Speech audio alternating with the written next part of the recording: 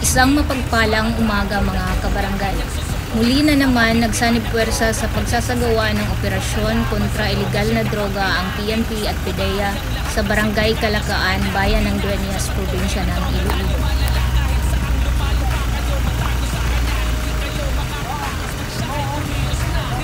Sa kasalukuyan, ginagawa ang inventaryo ng mga nakumpiskang pinaghihinalaang droga na may timbang na mahigit kumulang 5 gramo at iba pang ebidensya sa presensya ng akusado, barangay kagawad, tagapagsakdal, miyembro ng media at ng mga operatibo.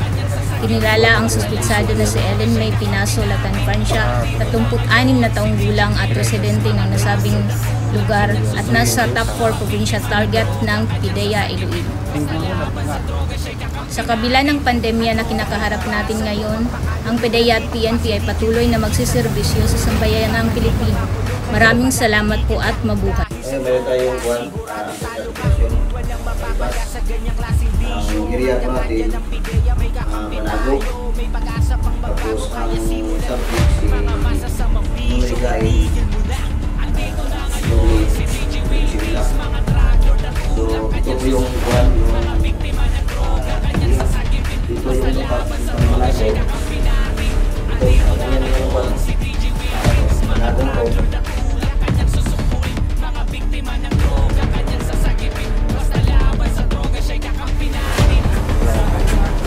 po.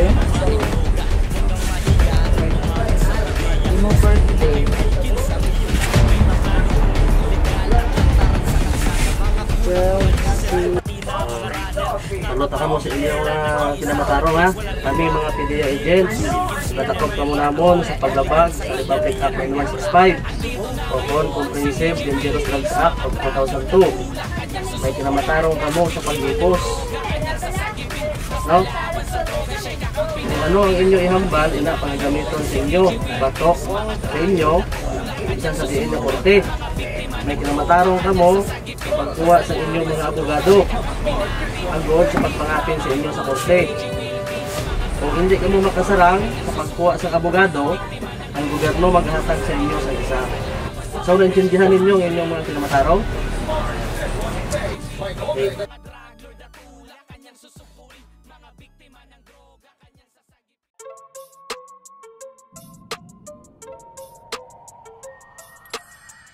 Bypass operation joined with NBI Nimro and of course PDEA 10 Contribute Special Office. March 30, 2021. This transaction is 1 kilo of shabu with where sa basic transaction sa Tawag.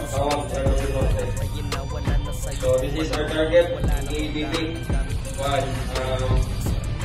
Magkaroon gamay, don't use your family for 1 liter vinegar of people use of sabu. Lagi talaga na sila yung source food sa ating mismo.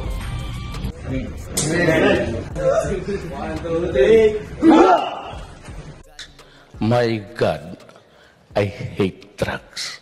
Wala bang nakakaligtas sa mga tinaguri ang kinikilalang batas? Yan ang PDEA. Kung hangarin mo'y masama, wag na magtatangka dahil nandirito sila. Yan ang PDEA. Wala bang nakakaligtas sa mga tinaguri ang kinikilalang batas? Yan ang PDEA. Kung hangarin mo'y masama, wag na magtatangka dahil nandirito sila. Yan ang PDEA. Walang makakaligtas pag nilabag ang batas dahil ang laban sa droga mas lalong pinalakas. Ang persa ng PDEA higit na pinatibay, kaya habang maaga pa ay magbagong buhay. Kung ayaw mong sa kulungan ka makalaboso, hindi ka uubra hanggang PDEA nandito. Sila ang mga tunay na merong malasakit, tapat sa tungkulin, buhay man ang kapalit ng kanilang serbisyo para sa ating bayan. Lahat babanggain, walang inuurungan, walang kinikilingan, patas kontrol mabaho. Di ka titigilan hanggat hindi ka nagbabago. Di sila magsasawang harapin ang panganib, mga matatapang at buo ang dibdib. At ang problema sa droga ay kanilang kayang-kaya, kaya kami saludo sa lahat ng PDEA. My God, I hate drugs.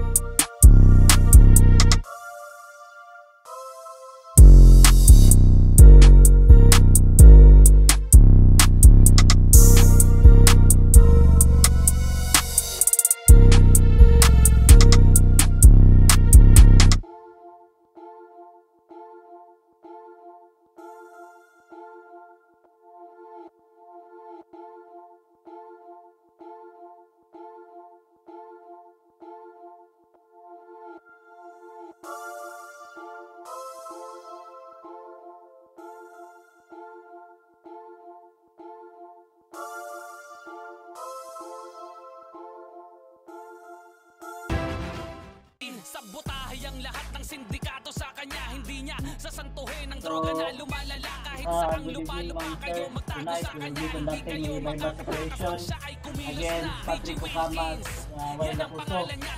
Gumagawa ng mga tutulak ng marijuana. Kaya ngayon pala ay mag-isip ka na habang nagpanaw pa ang droga, iwasan mo na. ang area is sa Barangay Kamamanan, Cagayan de Oro City.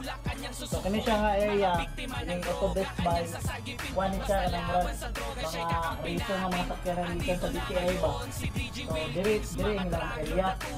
Na-check na namo ganyan ang meter doon ni na CCTV camera is yun ang pagkitaw. Banda nga na dito ka makakain nga RTMI, unahan gamay anak na ikatong.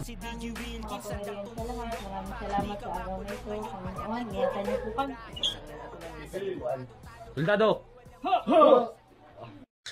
My God, I hate drugs.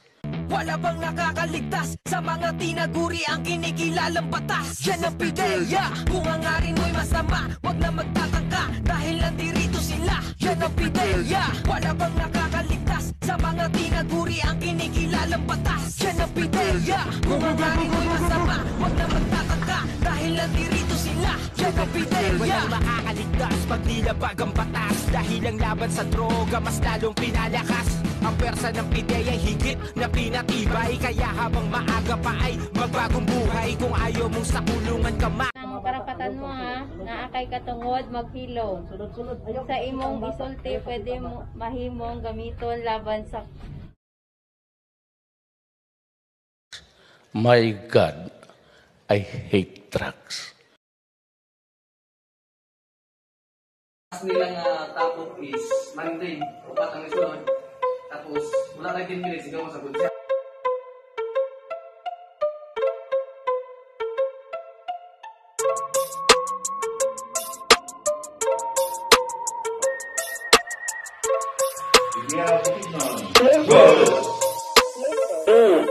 Alam mo ba ang mangyayari kapag ikay nalulung? Dahil dyan sa droga maaaring makulong, o kaya mababaliw tila bulungan ng bulong. Kaya ang itsura mo ay paurong ng paurong. Sumbong mo kay Wilkins, ito na ang sagot. Mga adik ay sumuko na, wag lang matakot. Lumapit na kay Gigi Wilkins, sabang maaga pa kahit anong gawin sa droga siguro. Ito ka na mo sa paglapas RE 9165. Ikaw na ikatulong sa pagpapahilo. Kung saan yung mga sulti, hindi gamiton. Nata sa imo, kakote.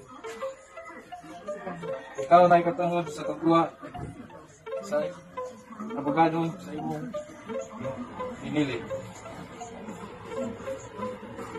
Kung dili ni mo kaya magkuha og abogado, ikaw tagaan sa gobyerno, abogado ng libre. Ganun ka ng dernito. Basta ito manimo. Ba ang mangyayari kapag ikay nalulung? Dahil dyan sa droga maaaring makulong, o kaya mababaliw tila bulungan ng bulong. Kaya ang itsura mo ay paurong ng paurong.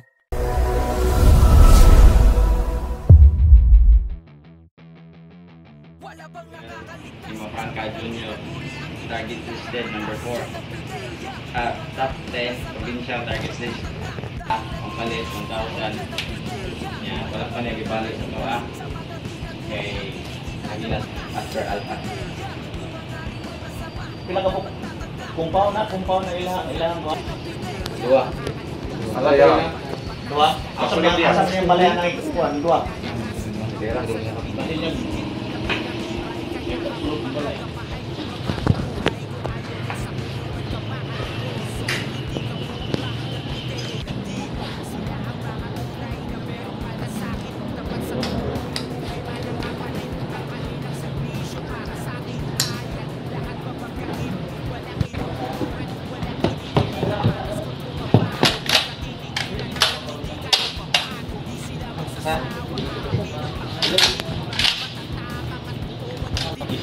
Go. Excited na? Sa nuclear signal na ang PB. Proceed with caution na. Amping. Yes sir. Sir. Ang subject ko. Sa Kapit na, kanaw. Nang kaitong. Okay, go, go, go, go, go, go.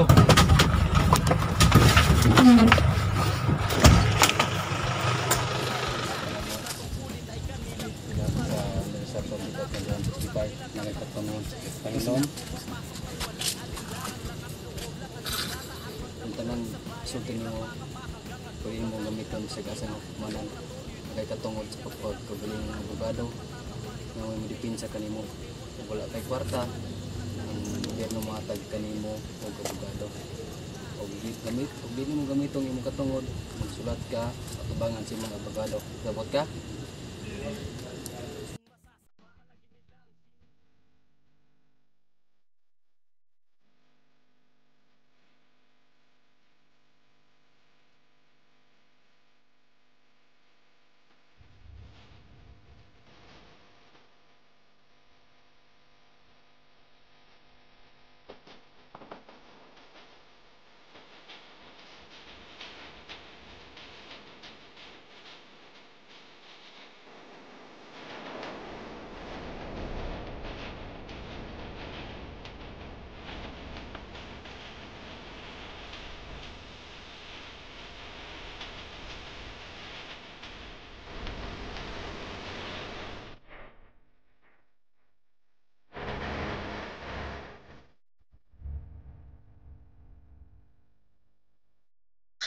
My God, I hate drugs.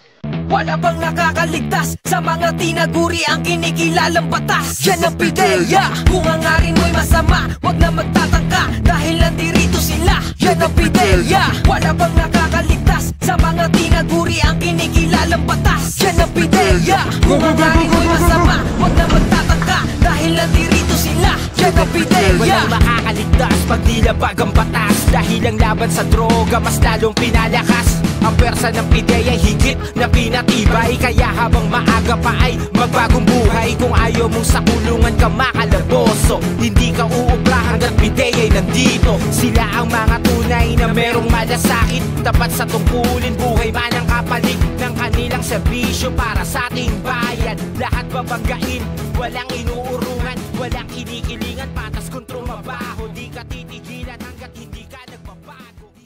Magandang umaga po. Ito po ang Pideya Negros Occidental. Sa kasalukuyan, narito po tayo sa Purok, Mahimulaton, Barangay Banago, Ciudad ng Bacolod, kung saan ikinasa po natin ang isang bypass operation laban kay Huminigain alias Nunoy, na nagresulta nga ng pagkahuli ng subject at ganoon din po ang pagka-dismantle ng isang drug den na kanyang minimintain din. Ang operasyon na ito ay bunsod na rin po doon sa isinagawang surveillance operation kamakailan lang sa nasabing subject, kung saan kitang-kita po ang kalakaran ng operasyon ng drug den na ito. Huling-huli po mga alas 5:30 ng umaga ngayong araw na ito, itong suspect natin na si alias Nunoy, kasama ang 6 pang mga personalidad na huli sa akto sa loob ng drug den mismo. At itunuturin natin ang mga drug den visitors. Nabawi sa posesyon ng suspect ang ilang pakete ng hininalang shabu na may timbang humigit kumulang 10 gramo at iba pang mga drug paraphernalia. Sa kasalukuyan ay isinasagawa ang inventory kasama ang mga witnesses at mga huling suspect sa atin.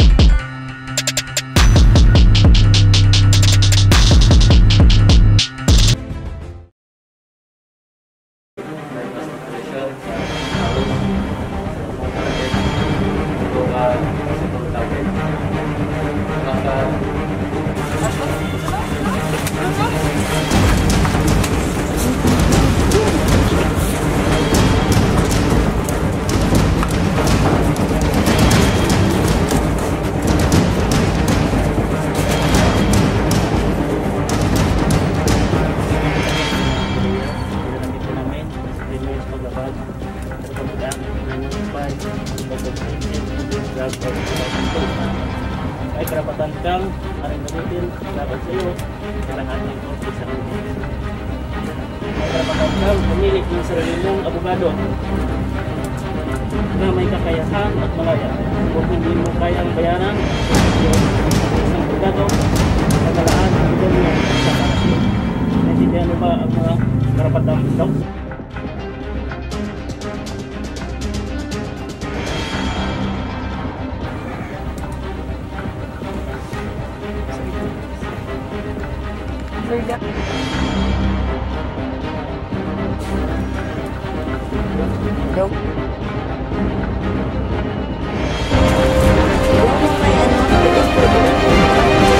Table of content.